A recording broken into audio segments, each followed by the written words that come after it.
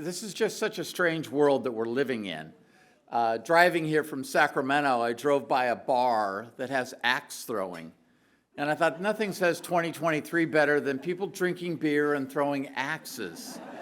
It just doesn't make sense anymore. You know, and I talk with Larry Fink every once in a while, and it's true. He will not use the letters E, S, and G anymore in his vocabulary, and that's nuts. He can never spell the word geese ever again. But I'm going to utter the W word and talk about woke. I looked it up, and it means that you are awake and that you're aware. And I don't know about you, but I woke up this morning, and at my age, that's a really good thing.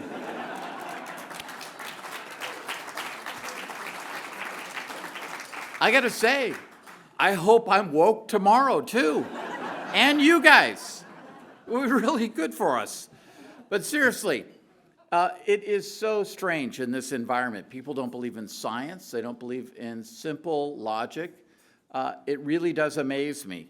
CalSTRS is really proud of our relationship with Ceres. I apologize. I didn't go back. And do you remember how long? Is it 2006? Somewhere in there. But we've had a really long relationship with Ceres. And I have to say, we've had a lot of our important leadership on our team, starting with Ann and Jack and Kirsty. And I love the fact that the women outnumber the men from STRS. That's the best part. But we've been part of it. And the investor network has been huge because that's our global peers. And we really are working with those people in a number of ways that is so important to bring about change. So there was a little bit mentioned about CalSTRS. For those that don't know who we are, we cover the public school teachers in the state of California, about 1 million members. Michaela mentioned we're about $300 billion in assets, so it is a huge global complex portfolio. I've been there about 23 years, not about, just past that. And I have an awesome team. And it really, for us, I think what's most important is that it's a trust fund. It's not a pension plan. We use that word too casually. It is a trust fund. The money doesn't belong to the legislature. They hate it when I say that, but it's true. It doesn't belong to the state.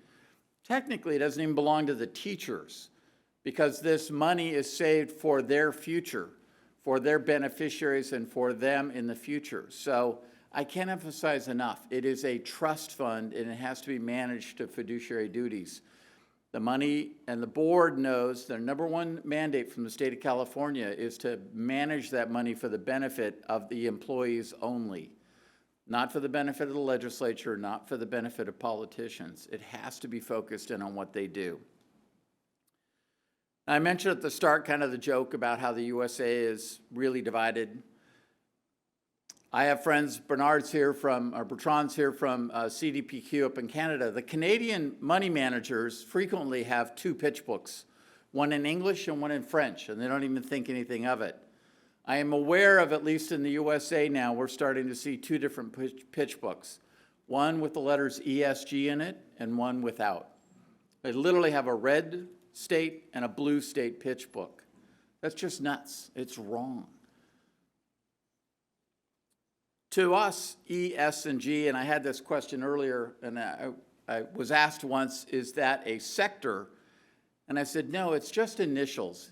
Environmental, social, and governance are long-term operational business risks. CEOs don't use that term. But when you ask them, do you measure pollution?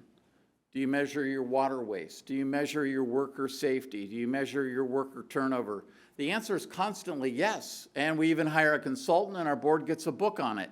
They just don't label it E, S, and G. And who doesn't want to know what those kinds of risks are if you're investing in a company for a very long time period?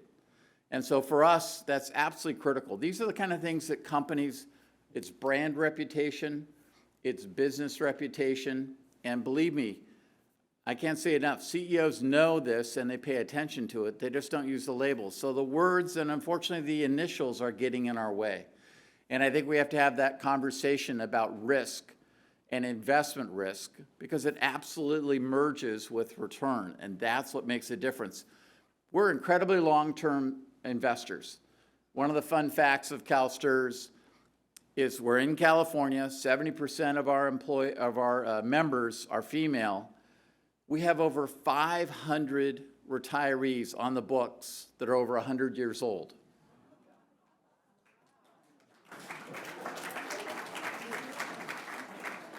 They live in California, they're non-smokers, they tend to eat healthier.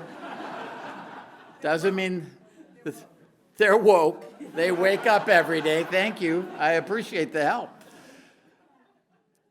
For me, it's a real crisis because, boy, the longevity risk just eats me apart. But it is amazing to me to meet these members, and many of them are still really active. So for us, we think about investing not just for years, but in decades. And I can't emphasize enough how long-term we have to be. And one of the biggest problems in the United States today is short-termism. People think in 91-day increments. And again, that's crazy. The best things in life take a long time. Just think about the wine you're drinking. You wouldn't want a 91-day-old wine. You like the fact that it's been around for a while. Mindy asked me about one of the conferences that's a go-to conference for CIOs, and it's actually the state CIOs all get together. About 65 of us, because a lot of states have multiple plans. Everyone shows up, red states and blue states, big funds like ours and a lot of little funds. They are all fiduciaries, and they all just want to make a return. And while they don't know and often debate with me E, S, and G, what they recognize is long-term business risks, and they have to make a return. They're held to a fiduciary standard. They know they're fiduciaries. Their legislatures are doing crazy things, and frankly, many of the red states have never had to deal with this kind of laws and voices that are coming at them. We've dealt with it for a long time, and so now I'm finally starting to hear from my peers the word trust fund and the recognition of fiduciary duty. And I think that's what we really have to drive home. I love the idea of freedom to invest. To me, I don't have full freedom to invest. I follow a fiduciary line to invest, and I have to think long-term and think about the outcome of what's going to come in the future. Now, we celebrated tonight some of the legislative bills that just passed in California. And those are awesome. What I really hope is that we can take that to the SEC. And I need it to go global. We're very active in the International Sustainability Standards Board because we need global reporting standards for companies around the world. We're a global portfolio. The companies we invest, even in the USA, are global. What gets measured gets managed. And I need that kind of data so I can make decisions and we can make decisions on the portfolio. Disclosure is good for everybody. It's kind of like sunlight. A little bit of disclosure is healthy and really good for companies. And we're also pushing it on the private companies that we own, because about half of the companies in the USA are private. We need that data. Let me talk for a minute about climate change specifically. Our board has stepped out and said that we want a net zero portfolio by 2050. Applauds to you for already being there. I'm almost embarrassed to say 2050. But what it is for us is it's core to what we're doing. We're already reducing our emissions in our public equity, our fixed income portfolio. We have turned loose our team to be able to invest in private markets, and the deal pipeline is robust, both climate solutions and climate mitigation. CalSTRS, just like California, wants to be a leader in climate change and pushing that future. But let me give you an analogy. Kirsty knows I love analogies. What I said to my team is, this is a massive mega trend. This is electricity, mobility, agriculture, heavy industry. It's an energy transition that's going to affect our entire lives. Just south of here is a beach where there's a wave contest called Mavericks. Massive big waves. We're in California. Hopefully you can follow me. And the point of it is, this is a massive megatrend. And I can tell you from a surfing standpoint, if you get ahead of the wave too much, it's going to crush you and destroy you. If you're too far behind the wave, you're going to miss it completely. You've got to time it right. And that's what we're doing with our portfolio, is we are working hard to time it right. But that also means it's not like the Field of Dreams. I don't remember what year that came out, but it was before '06. But the Field of Dreams, remember Kevin Costner's voice says, build it and they will come. We could shift our portfolio to be net zero, but we would be way ahead of that wave and at the risk of not getting the return for the teachers. What we want to do is a consistent, gradual change. And what's really important, and I'm glad you're optimistic because I see it too, we need all of us in this room and frankly the whole world to change. I really feel strongly that we have 7 years to live life radically differently by 2030. Otherwise, we're really in trouble.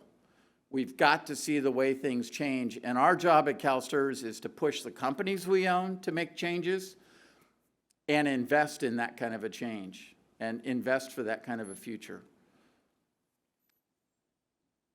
You mentioned children and grandchildren. I heard somebody say they just had a grandchild recently. Congratulations. I've got 2 grandsons, and it is just such a joy. But I look at 1.5- and 3-year-old, and I wonder what the future is going to be like for them. It just really gets to me. My daughter is a teacher in our system, and I think about her pension check way out there in the future. What's the world going to be like? Is it going to be livable? Is our pension check going to be enough for her to survive on out there? To me, the future is really daunting. And I'm trained to look for risk. So to me, I can get really worked up and really depressed really quick about the future and the risks that are out there. But I want to end on a positive note. Mark Carney told me you have to be optimistic. The other side is too depressing. You have to look to the future. You have to create change. And we need strong leaders like that to really push for that kind of change and change that kind of future. You're here in California, home to lots of innovation. And thank you for coming here. San Francisco needs the tax money, so we really appreciate it. But seriously, think about all the products you have. All of us have an iPhone practically or some kind of technology. California has led innovation and change in so many ways. It needs to lead that kind of innovation and change when it comes to energy and that kind of transition. That is our hope to the future, is innovation to get us out of this. Somebody mentioned that yesterday, that's in the past. We can't change yesterday. My 49ers still lost. I can't make that field goal no matter what. But what we can change is tomorrow and the future. And the future does start tomorrow. And you know what? The future starts tonight, because everybody in this room can help contribute to Ceres and contribute to that change and make the future brighter than the past was and change those attitudes so that even they wake up and are proud to be awake. Thank you very much.